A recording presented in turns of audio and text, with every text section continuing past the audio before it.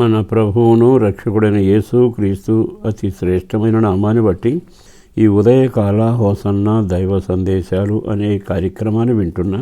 దేవుని బిడ్డలైన మీకు శుభం కలుగునగాక.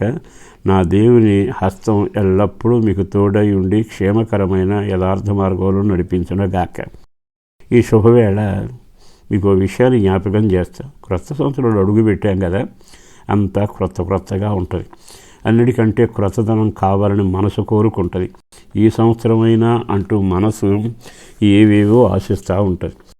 సంవత్సరాలు తిరుగుతూ ఉండవచ్చు, కానీ జీవితంలో నూతనత్వం దీవెన కలగాలి అంటే మనసు రూపాంతరం చెందాలి. ఎప్పుడైతే మనసు రూపాంతరం చెందుతుందో జీవితం ధన్యంగా ఉంటుంది.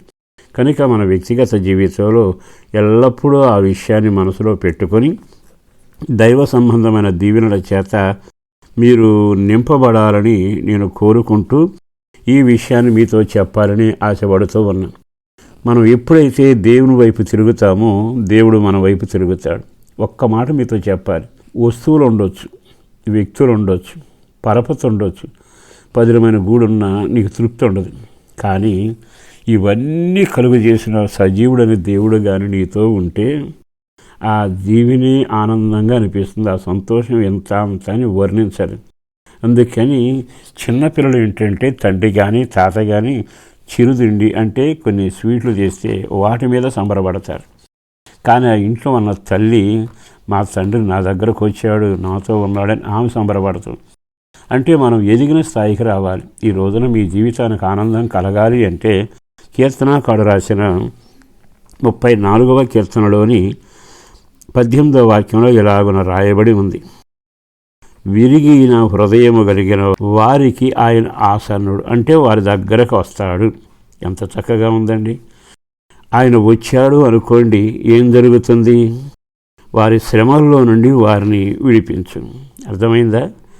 దేవుడు నీకు దగ్గరగా ఉంటే, ఆరాధన చేస్తున్న దైవం నీతో ఉంటే ఆనందం ఏమిటో తెలుసా? నీకు ఎన్ని శ్రమలు వచ్చినా నువ్వు విడిపించుకోలేవు, వదిలించుకోలేవు. కానీ ఆయన విడిపిస్తాడు, విడుదల కలుగు చేసి నూతనమైన పయనాన్ని ప్రారంభిస్తాడు. అంటే నేను మరలా చెబుతాను, చికాకులు, కలవరాలు, రోగం, వేదన, నష్టాలు ఇవన్నీ ఉంటున్నాయి అనుకోండి. క్రొత్త సంవత్సరంలాగా ఉండదుగా. మరి అలాంటప్పుడు వాటన్నిటి నుంచి ఆయన విడిపించి సమాధానం కలుగ చేశాడనుకోండి. అంటే బాకీ తీరిసే మనకి ఎంత ఆనందం ఉంటుంది. బాకీ తీర్చలేని నీ స్థితిలో బాకీ తీర్చగలిగిన వాడు వచ్చి నీ సహాయం చేస్తే ఎంత ముచ్చటగా అనిపిస్తుంది. అలాగే ఇక్కడ దేవుడు నీ నలిగిపోయిన జీవితాన్ని చూసి దగ్గరగా వస్తాడు. నీవు ఆయన వైపు తిరిగి, అయ్యా నేను నలిగిపోయిన బాధలో ఉన్నాను, నన్ను కనికరించవా అని విరిగిన మనస్సు ఆయన వైపు తిరిగితే ఆయన ఆసన్నుడై, అంటే దగ్గరకు వచ్చి నీతో ఉండి నీ శ్రమలన్నింటిలోంచి విడిపిస్తాడు. మరో విచిత్రమైన మాట ఏమిటో తెలుసా? ఆయన నీతిమంతులు కలిగే ఆపదలు అనేకమైన వాటి నుంచి విడిపిస్తాడు. మరో మాట చెప్పనా? ఎప్పుడైతే ఆయన నీ దగ్గరకు వస్తాడో రక్షిస్తాడు. విన్నారు ఈ మాట? ఒకటి, శ్రమలలోంచి విడిపిస్తాడు, నీకు కలిగే ఆపదల నుంచి విడిపించి కాపాడుతాడు, నీకు ఆయన నెమ్మదిని కలుగు చేసి రక్షణ భాగ్యం కలుగొచ్చేస్తాడు. ఎంత బాగుంది! అంటే దేవుడు నీకు దగ్గరైతే, ఆయన నీకు ఆసన్నుడైతే, ఆయన నీ ప్రార్థనకు ప్రసన్నుడైతే ఎన్ని కార్యాలు జరుగుతున్నాయి. చాలాసార్లు మనం వస్తువుల మీద మనసు పెడతాం, కానీ సమస్తం ఇచ్చే దేవుడే నీతో ఉంటే ఎంత ధన్యత, ఎంత జీవితం. ఓ సేవకుడిగా బ్రతిమలాడుతూ మీతో చెప్పగలిగిన మాట, ఇక మీదట వస్తువుల కంటే ఈవుల కంటే ఇచ్చే దేవుడు మీతో ఉండాలి.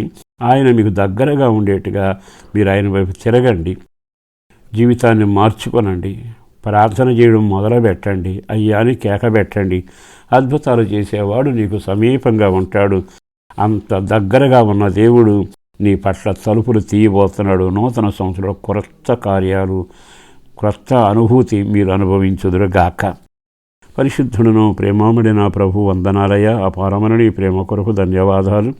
బిడ్డల క్షేమం కొరకు ప్రార్థన చేస్తున్నావు. నీవు మాతో ఉంటే మా కొరకు నీవు తెరిచే తలుపులు అద్భుతం, చూపించే గొప్ప ఘనకార్యాలు అద్భుతం. నీ అపారమైన మంచితనం, గొప్పదనం అన్నీ మేము చూడగలం. పేరు పేరున బిడ్డలను దీవించండి, కుటుంబ సభ్యులను ఆశీర్వదించండి. నూతన సంవత్సరం నడవలసిన మార్గంలో బోధించండి.